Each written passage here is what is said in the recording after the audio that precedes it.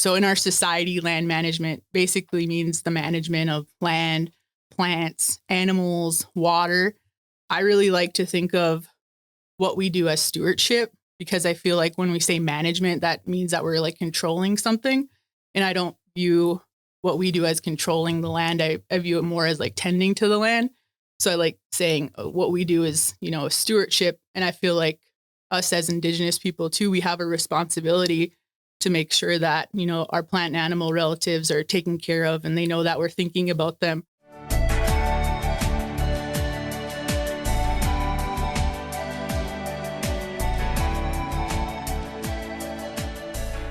Hello, everyone. Welcome to Native Minnesota, a podcast about the Native American experience in Minnesota and beyond. I'm your host, Rebecca Crook-Stratton, Secretary-Treasurer of the Shakopee Mdewakanton Sioux Community, or the SMSC. The podcast is a project of Understand Native Minnesota, a campaign focused on improving the narrative about Native Americans in Minnesota's K-12 schools. Today, we have Ferin Davis Anderson joining me. She is the Supervisor of Environmental Sciences here at the SMSC and the author of a new forthcoming book, Wildfire.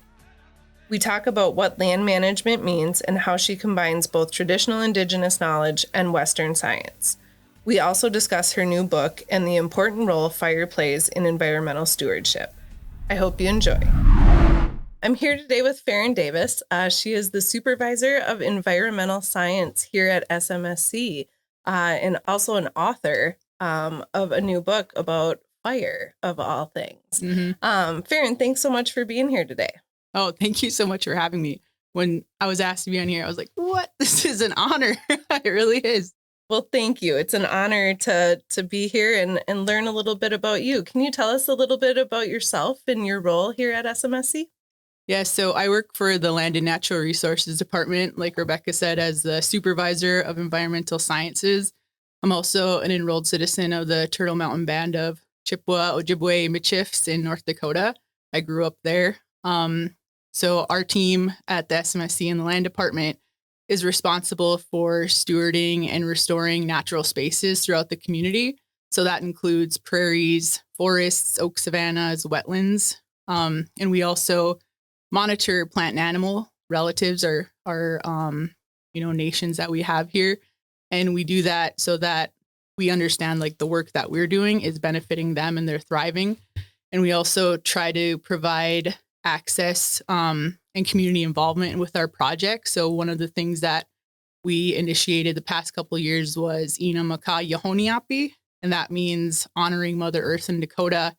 And so that program helps us to engage with the youth in the community, which is really nice because then we have participation in our projects and our restoration work from the community youth. And then we have the opportunity to learn from them. And they also have the opportunity to learn from us, maybe about some plants that they didn't know of or some animals that they didn't know of. And I think that's really important to have community youth in your projects and in your work, because it makes it like much more meaningful, I feel like. Well, thank you for being here and supporting SMSC and all these amazing projects. Can you talk a little bit about, how you become an environmental scientist? My road was windy to becoming a scientist. I feel like in high school, I really thought that I would go into the medical field. And that was something that was stressed to us as high schoolers, like, medical field, you have lots of opportunities. So like to become an environmental scientist wasn't something that I thought or saw myself going into. But I had an opportunity when I was going to the Turtle Mountain Community College to be part of a research project that looked at the bloom dates of yellow lady slippers and wild rose, which are important plants in our community.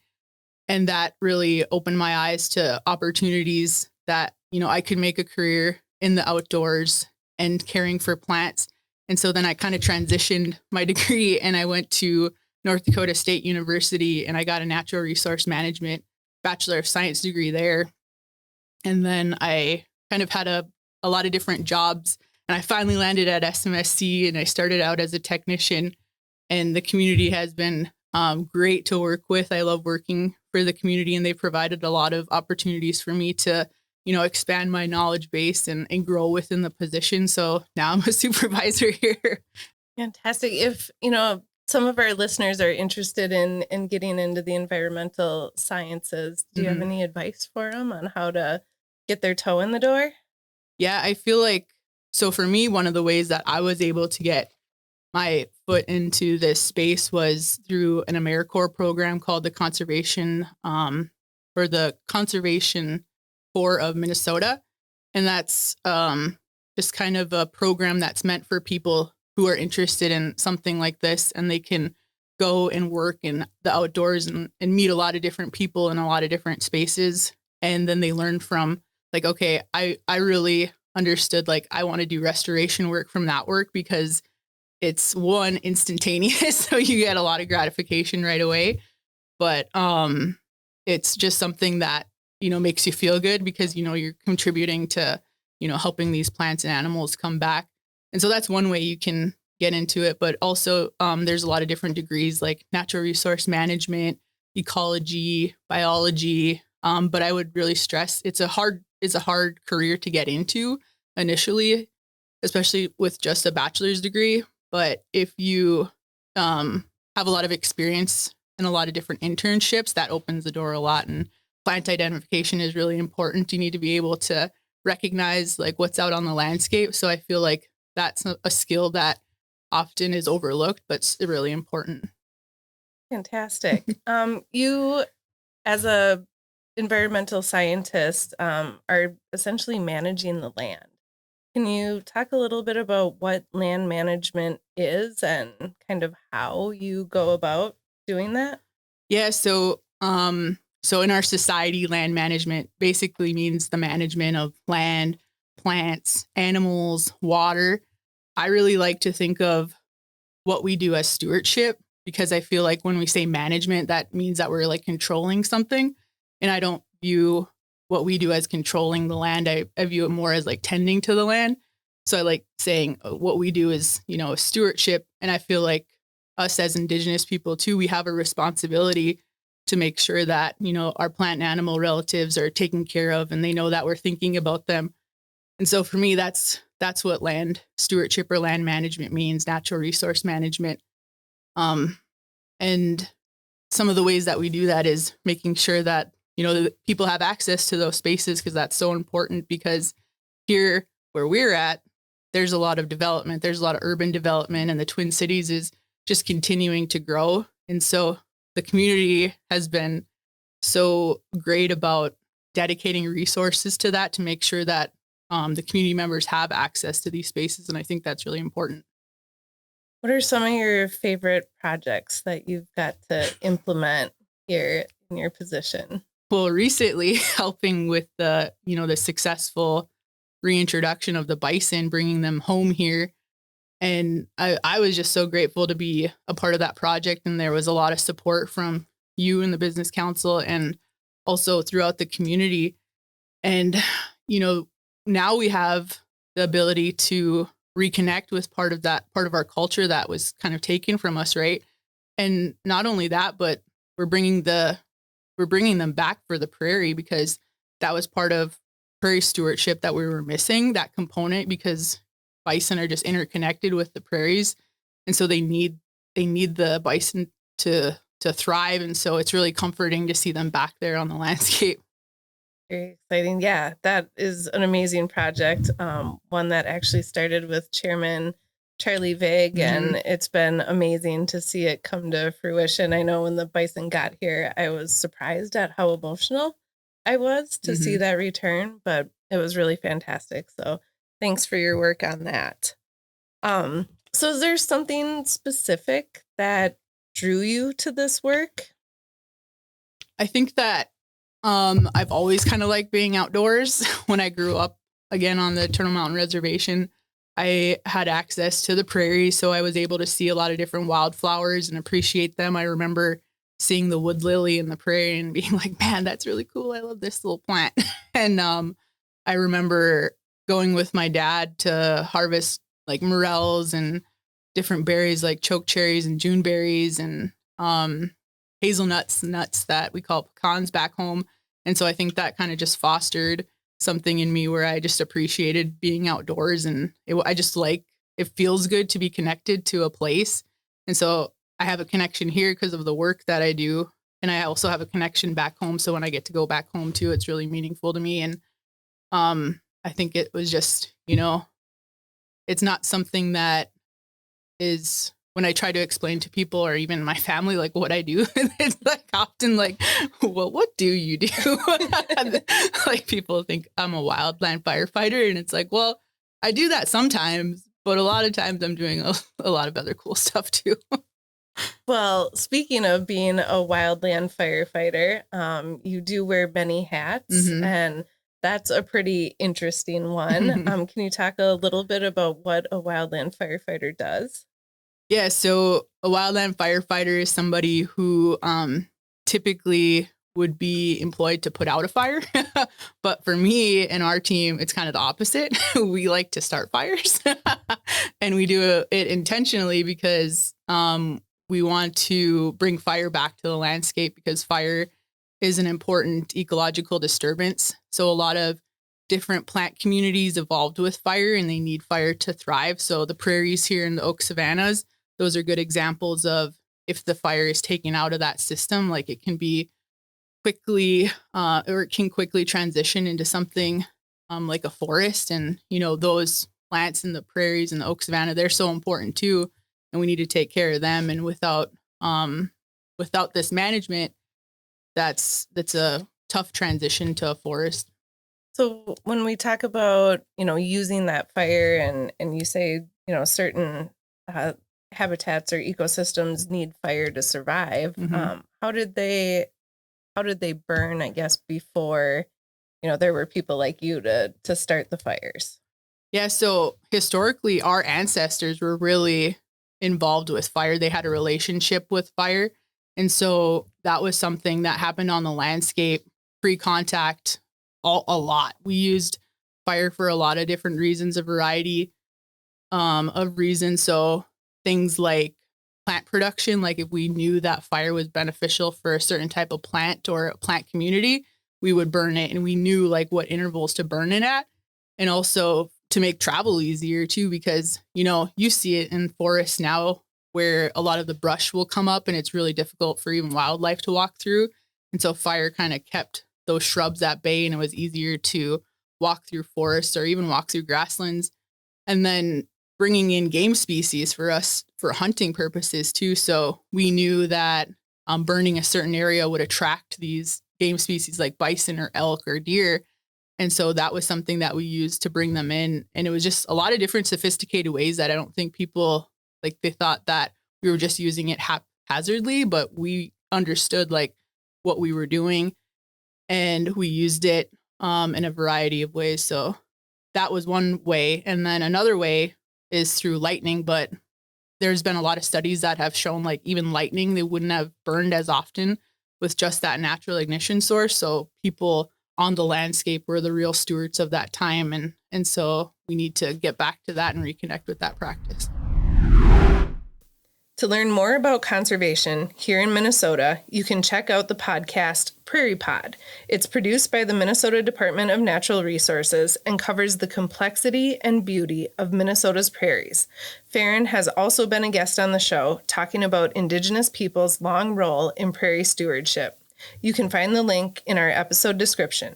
Now, back to our episode. Yeah, I think it's interesting when you talk about traditional ecological knowledge. And I think there's a lot of that out there that maybe has been lost, but, through practices like yours, you're able to incorporate some of this traditional knowledge with,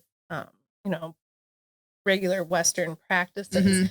Can you talk a little bit about, for you as an Indigenous person, how important it is to keep that knowledge and make sure it's being used and passed on and used in a good way with more modern technology? Yeah, for sure. I feel like now people are really coming to us because they understand that our knowledge and our worldviews are valid, right? And we have Western science to back that knowledge up now too. And so it is really important to be able to have different perspectives on how to manage things and how to even view some of these landscapes. So for me, it's really important to view plants and animals as our relatives. And so I think that's a really different concept from, Western society, where if somebody looked at a tree, they might not necessarily think like, oh, well, that's my relative. But when we view plants and animals as relatives, it's much easier to care for them and ensure that, their future, or we have them for future generations. And so just being able to go to the community too, even here, like I think it's a gift when a community member comes to me and they say like, hey, Ferin, I want to see, more wild rose. Can you plant that? Because I want to use the rose hips to make tea. So that's, to me, ecological knowledge within the community. And so that's something that I try to incorporate into our work or get feedback from the community, because there's a lot of knowledge out there and not all of it has been lost. A lot of it has, but fortunately we've been able to retain some of it, and to be able to put that into our practices it makes your work really meaningful. As we think about, fire especially and climate change, we've seen here in Minnesota, the devastation that wildfires have north in Canada and northern Minnesota, even here bringing in the smoke and the devastation out in California. And talk a little bit about, had tribes continued to practice, some of these traditional ways when it comes to managing or being stewards of their natural environment. Could some of these things maybe have been avoided or not as bad as they've been? Oh yeah, for sure. I feel like a lot of people don't realize like those practices were criminalized in the early 1900s. So it would have been illegal for somebody from, our communities to go out, and they understood like we need fire.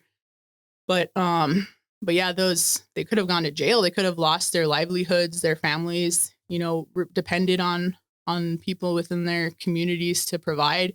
And so that was something that was taken away from us. And we see that the effects of that today with all the we call it fuel accumulation. So basically what that means is if there's no fire in those spaces, a lot of the fuels or the deadened down things in that forest just kind of stay there. And so it makes the fires a lot more intense.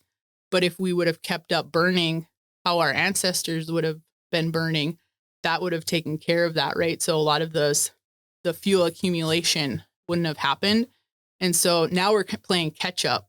And so, and it's funny because a lot of the governmental agencies are coming to us as tribes now and saying like, okay, how can you help us, boost up our capacity to perform fires? And it's just like, it's coming full circle again. It's like, okay, you're coming back to our communities and asking for help, which is great. But everybody, kind of needs to get on board with, okay, fire is something that needs to happen. How are we going to do it? It's ironic that, Indigenous people have all this knowledge and so much of it has been suppressed by outsiders and unable to exercise it. And then, finally they get the fact that, oh, maybe they're onto something. Yeah. Oh, so, yeah. Well, speaking of Indigenous knowledge, so when we talk a little bit about climate change and, we look at the fires and melting ice caps and all those things, I know, a lot of times Indigenous communities are most impacted by some of the issues around climate change, but they're also at the forefront of doing what needs to be done to do our part to address climate change. And here at SMSC, we're trying to do our part. Can you talk a little bit about some of the things maybe SMSC or tribes are doing to address climate change in their communities? I feel like here at the SMSC, we're doing something that is often overlooked, and that's, just restoring natural landscapes. They're called natural solutions in the kind of that climate change realm.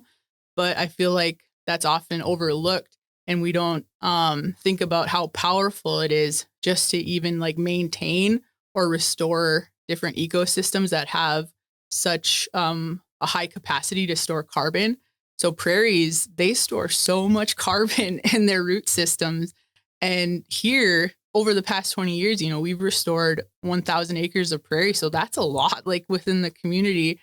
And they could even be a more, resilient and resistant carbon sink than forests because, again, all that carbon is stored in their root system. So forests, a lot of the carbon is stored in the upper canopy or the canopy of the tree. So like if a wildfire went through, that carbon is released back into the atmosphere. So I feel like doing our part to restore prairies is even, an excellent solution. And a lot of tribes are, restoring their landscapes, are bringing things back that have been lost. And that's a really great solution for climate change too.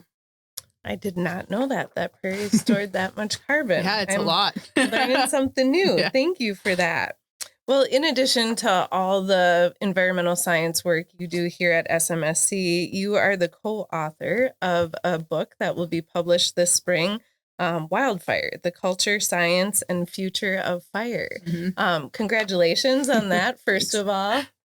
And can you tell us a little bit about the book?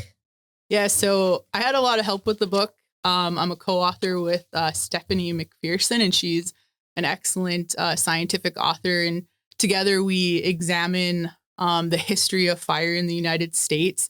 And so how land managers, land management agencies, how Indigenous people have used fire historically.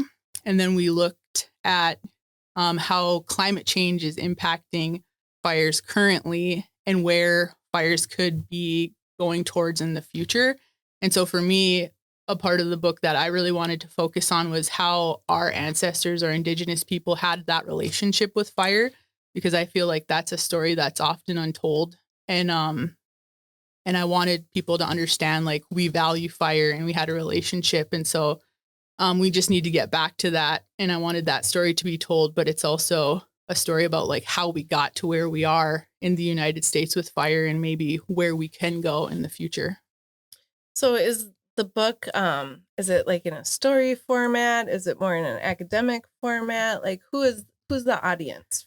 So the target audience is middle school and high school age students, which I feel like that's so important to be able to introduce that knowledge to students at that age, because I didn't have any knowledge about wildfires when I was in middle school or high school. I didn't understand, like, that even our ancestors had a big part in tending the land with fire.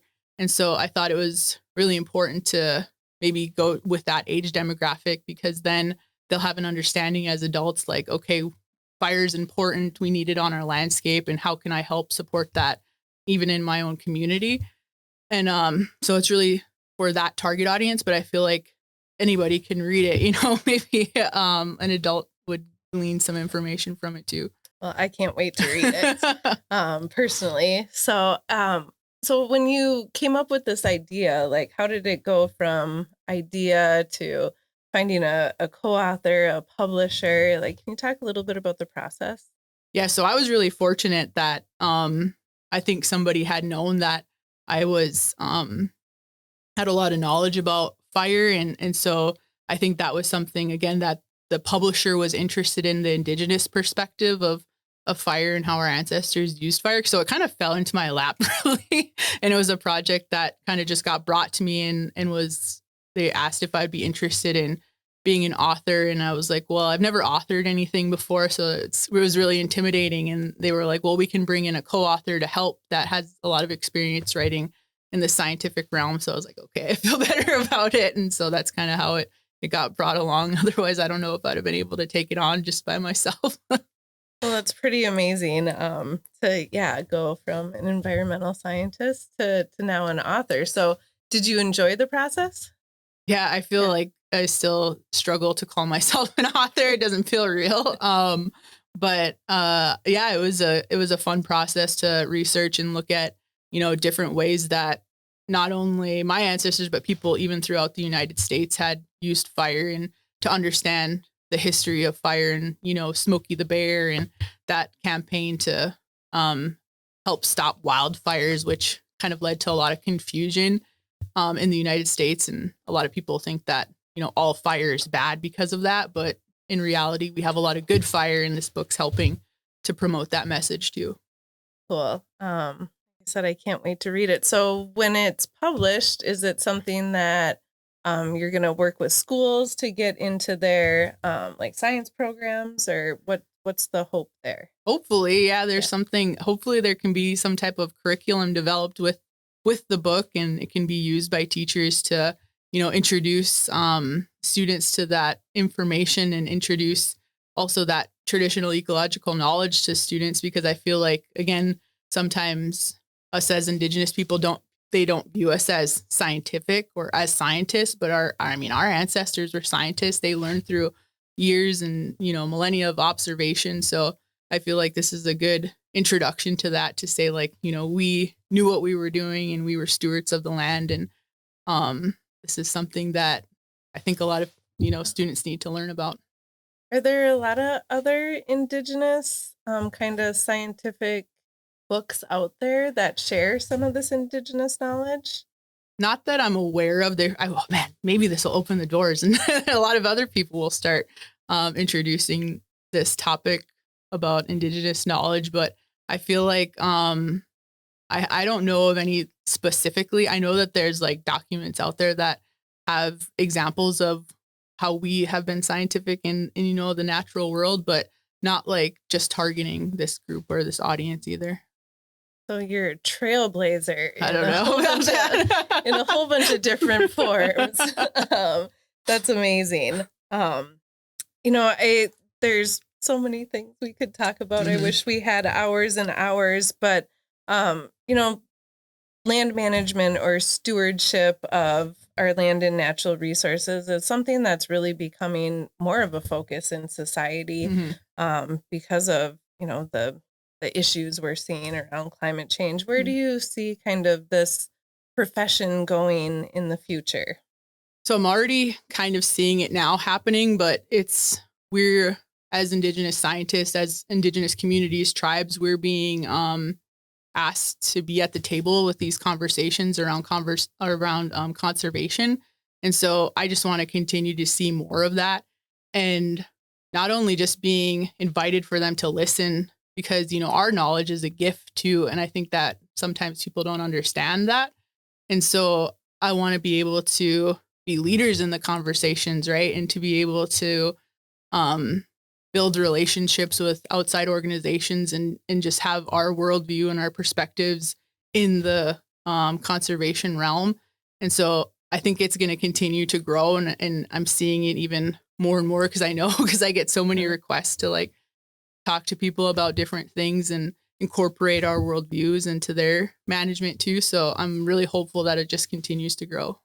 As working for a tribe, is there a lot of shared practices that kind of go on, conversations that you're spreading best practices and working together? Yeah. So I feel like there's a lot of cross work that we do with a lot of different organizations. Like we have a lot of the same goals, and we might not talk about them in the same, with the same terminology, but ultimately, we want to protect, conserve, restore all of these spaces and all of these plants and animals. And so the only thing that sometimes differs is how we view those plants and animals. And again, like we like to view them as relatives, because again, I think it's really important to think of them in that way, because it's so much more easy to I want to take care of that thing now because I view it and I value it so deeply. And so again, I think that's maybe the only thing that we differ, but a lot of this, we share a lot of the same, goals. And I think that once we start talking and building relationships, that's really evident. And it's been good to work with other people and bring in other expertise. And so we've been able to do a lot of really cool projects here in the last couple of years. And that's been great. I think it's wonderful to hear you talk about that worldview and how, everything's a relative in the Indigenous worldview. And, I wish we could all see everything as a relative. The world might be a much better place. So you do a lot to care for the earth on the daily in your job. So if you could give our listeners any advice, what are some basic things they can do to care for the earth in their everyday life? I feel like one of the ways you can help the earth is just foster your relationship with, different plants and animals. Like I said, just switching your worldview to viewing those things as relatives. And for me, I really like understanding the gifts that they give us. And so like for a plant, like, okay, what are, these different uses? And I don't like to say uses. I like to say gifts because again, that's a gift from that thing. And so to, foster that I think is really important. And even just getting outdoors, like just going outside for a walk, everybody feels better after a walk, right? For sure. Yeah. So just going outside and valuing those spaces that are often overlooked, I think is really important, and recognizing that they have value, intrinsic value, and, they don't always have to be monopolized. It's just, we can go outside and enjoy it, and it's beautiful. No, I couldn't agree more. Just being in nature is good for the soul, right? Mm-hmm. There's nothing better than jumping in a cold lake or getting your hands in the dirt, for sure. Mm-hmm. Well, Ferin, thank you so much for being here today and sharing about your experience and your upcoming book. I wish you all the best as that rolls out in the spring, and I'm very excited for you. So thank you. Yeah, thanks for having me. Yeah. It's been great. Thank you for joining me for the Native Minnesota podcast. For more episodes, please subscribe to our podcast on Apple Podcasts and Spotify. You can also visit our website, understandnativemn.org, to learn more about our campaign's work to improve the Native narrative in Minnesota's public schools.